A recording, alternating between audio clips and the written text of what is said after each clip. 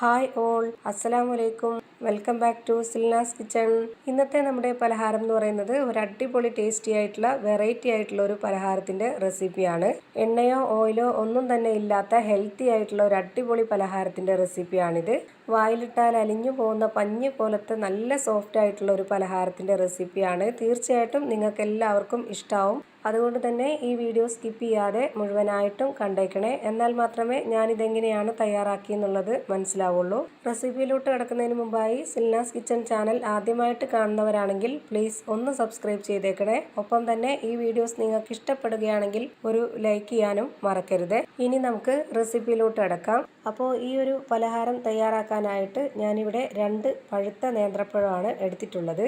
ഇത്രയും നന്നായി പഴുത്ത നേന്ത്രപ്പഴം എടുക്കുമ്പോഴാണ് ഈ ഒരു പലഹാരത്തിന് നല്ല ടേസ്റ്റ് കിട്ടുന്നത്. ഇനി ഈ 2 നേന്ത്രപ്പഴവും ഒന്ന് കട്ട് ചെയ്തിട്ടെടുക്കാം. ഇതുപോലെ കട്ട് ചെയ്തെടുക്കുന്നത് മിക്സിയുടെ ജാറിലേക്ക് ഇട്ട് കൊടുത്ത് ഒന്ന് അരച്ചെടുക്കാൻ വേണ്ടിയിട്ടാണ്. ഞാനിപ്പോൾ ഇതാ കട്ട് ചെയ്തെടുത്തതിന് ശേഷം ഇതൊന്ന് മാറ്റി വെക്കുന്നുണ്ട്. ഇപ്പോൾ അരച്ചെടുക്കേണ്ട. ഇനി അടുത്തതായിട്ട് സ്റ്റവിലേക്ക് ഒരു പാൻ വെച്ച് ഫ്ലെയിം ഓൺ ആക്കി കൊടുത്തിട്ടുണ്ട്. ഇതിലേക്ക് 250 ml കപ്പിൻ്റെ അളവിൽ 2 കപ്പ് അവലിട്ട് കൊടുക്കാം.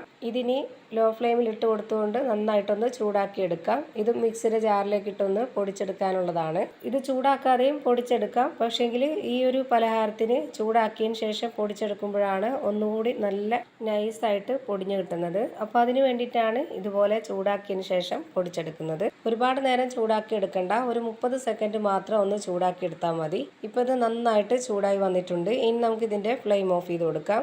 എന്നിട്ട് ഇത് ചൂടാറി വന്നതിന് ശേഷം ഒരു മിക്സിയുടെ ജാറിലേക്ക് ഇട്ട് കൊടുത്ത് ഇതൊന്ന് പൊടിച്ചെടുക്കാം. പൊടിച്ചെടുത്ത അവല് ഞാനിപ്പോൾ ഒരു പാത്രത്തിലേക്ക് ഇട്ട് കൊടുത്തിട്ടുണ്ട്. ഇനി അടുത്തതായി നേരത്തെ കട്ട് ചെയ്ത് വെച്ചിട്ടുള്ള ആ ഒരു നേന്ത്രപ്പഴം മിക്സിയുടെ ജാറിലേക്ക് ഇട്ട് കൊടുത്തിട്ട് 250 ml കപ്പിൻ്റെ അളവിൽ 1 കപ്പ് വെള്ളവും ഒഴിച്ചു കൊടുത്ത് ഇത് നന്നായിട്ടൊന്ന് അരച്ചെടുക്കാം. അരച്ചെടുത്തതിന് ശേഷം അതൊന്ന് മാറ്റി വയ്ക്കാം. അതിനു മുമ്പായിട്ട് ഒരു കാര്യം കൂടി ചെയ്യാനുണ്ട്. ഇനി നമ്മുടെ ഈ ഒരു പാത്രത്തിലേക്ക് അവല് പൊടിച്ചിട്ട് കൊടുത്തതിൻ്റെ കൂടെ തന്നെ നമുക്ക് ഗോതമ്പ് പൊടി ഇട്ട് കൊടുക്കണം. ഞാനിപ്പോൾ 250 ml കപ്പിൻ്റെ അളവിൽ ഒരു 1/4 കപ്പോളം ഗോതമ്പ് പൊടിയാണ് ഇട്ട് കൊടുക്കുന്നത്.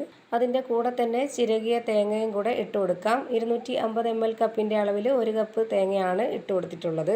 ഇനി ഈ ഒരു പലഹാരത്തിന് നല്ലൊരു മണത്തിന് വേണ്ടിയിട്ട് ഒരു 3 ഏലക്ക തല്ലിയത് ഇട്ട് കൊടുക്കാം. ഇനി വേണം ഇതിലേക്ക് നേരത്തെ അരച്ച് വെച്ചിരുന്ന പഴം ഒഴിച്ചു കൊടുക്കാൻ. അരച്ചെടുത്ത മുഴുവൻ പഴവും ഇതിലേക്ക് ഒഴിച്ചു കൊടുത്തിട്ടുണ്ട്. ഇതൊരു മധുരത്തിൻ്റെ പലഹാരം ആയതുകൊണ്ട് ആ മധുരത്തിനെ ഒന്ന് ബാലൻസ് ചെയ്യാനായിട്ട് ഇനി ഒരു നുള്ളു ഉപ്പും കൂടെ ഇട്ട് കൊടുക്കാം. ഇനി വേണ്ടത് ശർക്കര ഉരുക്കിയതാണ്. ഞാനിപ്പോൾ ഒരു 200 ഗ്രാം ശർക്കര ഉരുക്കിയത് ഇതിലേക്ക് ഒഴിച്ചു കൊടുക്കുന്നുണ്ട്. 200 ഗ്രാം ശർക്കര 250 ml കപ്പിൻ്റെ അളവിൽ 1/4 കപ്പ് വെള്ളം വെച്ചിട്ടാണ് ഞാൻ ഉരുക്കിയെടുത്തിട്ടുള്ളത്. അപ്പോൾ ഈ ഒരു 250 ml കപ്പിന് 1/4 കപ്പ് ശർക്കര ഉരുക്കിയത് കിട്ടിയിട്ടുണ്ട്.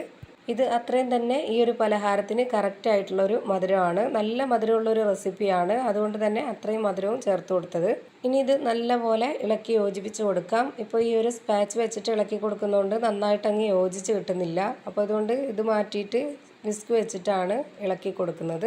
ഇതാകുമ്പോൾ പെട്ടെന്ന് തന്നെ നന്നായിട്ട് ഇളക്കി യോജിപ്പിക്കാൻ പറ്റും.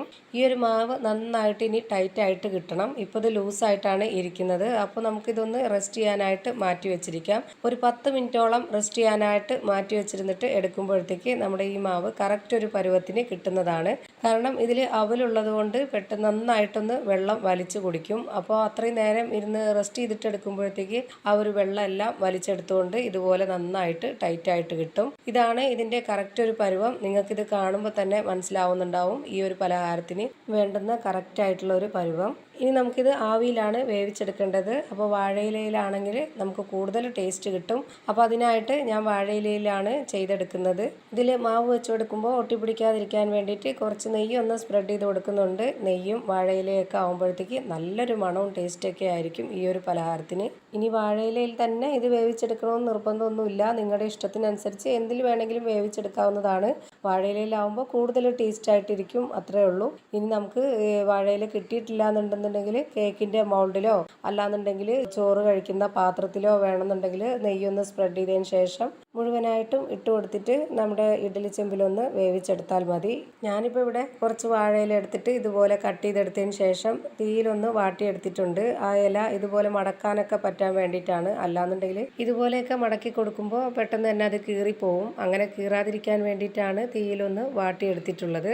ഞാനിപ്പോൾ ഇതുപോലെ മാവ് വെച്ച് കൊടുത്തിട്ട് ഒട്ടും തന്നെ പുറത്തോട്ടൊന്നും പോവാത്ത രീതിയിൽ ഇതുപോലെ മടക്കി എടുത്തിട്ടുണ്ട്.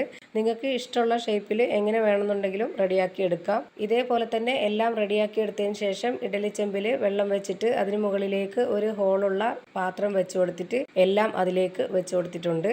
ഇനി ഇതൊന്ന് അടച്ചു വെച്ച് വേവിച്ചെടുക്കാം. ഒരു 30 മിനിറ്റ് സമയം വേണ്ടി വന്നിട്ടുണ്ട് ഇതൊന്ന് വെന്ത് കിട്ടാനായിട്ട്. ഇപ്പോൾ ദാ അടിപൊളി ടേസ്റ്റി ആയിട്ടുള്ള വായിലിട്ടാൽ അലിഞ്ഞിറങ്ങുന്ന നല്ല ടേസ്റ്റി ആയിട്ടുള്ള ഒരു പലഹാരം റെഡിയായി കിട്ടിയിട്ടുണ്ട്. അപ്പോൾ ഇത്രയേ ഉള്ളൂ ഇന്നത്തെ വീഡിയോ ഇഷ്ടമായാൽ ലൈക്ക് ചെയ്യാനും കമൻറ്റ് ചെയ്യാനും ഷെയർ ചെയ്യാനും മറക്കരുത്.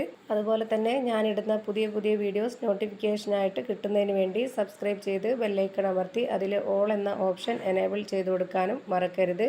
പുതിയൊരു വീഡിയോയുമായി വീണ്ടും വരും. Thank you for watching.